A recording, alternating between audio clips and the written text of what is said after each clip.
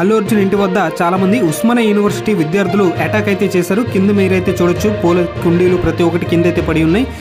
వీటి మొత్తాన్ని ధ్వంసం అయితే చేశారనమాట. ఈ విధంగా చనిపోయిన రేవతికి ఎలాగైనా న్యాయం జరగాలని, అల్లు అర్జున్ వారిని ఎలాగైనా ఆదుకోవాలని వీళ్ళైతే ఈ విధంగా ఆ న్యాయ పోరాటం అయితే చేయడం జరిగింది.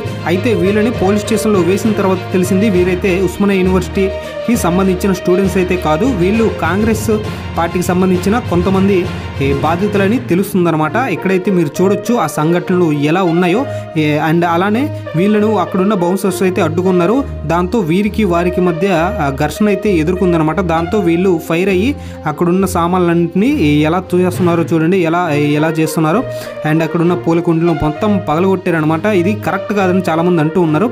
ఎందుకంటే ప్రజెంట్ చూసుకున్నట్లయితే కోర్టులో ఈ కేసు అయితే నడుస్తుంది. అండ్ ఈ విధంగా చేయడం మంచిది కాదు. అండ్ అక్కడైతే మీరైతే చూడొచ్చు ఆ విజువల్స్ని అయితే ఎలా తోసుకుంటున్నారో, ఎలా కొట్టుకుంటున్నారో. అక్కడున్న పూలకుండలు మొత్తం విసిరి పడేస్తున్నారు అనమాట. ఇదైతే చాలా తప్పు అంటే తప్పు అని చెప్పొచ్చు. ఎందుకంటే అల్లు అర్జున్ ఇంట్లో వాళ్ళ పిల్లలు అయితే ఉన్నారు. అండ్ ఈ అటాక్ వల్ల ఆ పిల్లలకి ఏమైనా జరిగితే ఇది ఇంకా పెద్ద ఇష్యూ అయితే జరిగే అవకాశాలు అయితే ఉన్నాయి. ప్రజెంట్ అల్లు అర్జున్ ఇంటి నుంచి ఎక్కడికో పరారు అయిపోయినట్టు తెలుస్తుందన్నమాట. మరి ఈ కేసు ఎంతవరకు వెళ్తుందో మనమైతే చాలా రోజులు వేచి చూడాలి. అండ్ ప్రజెంట్ ఇదైతే రిమాండ్లో అయితే ఉంది ఈ కేసు అయితే. అండ్ అక్కడైతే ఆ ఘర్షణ అయితే మీరైతే చూడొచ్చు.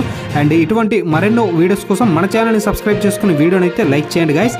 అండ్ మీతో పాటు మన తెలుగు లైవ్ టీవీ.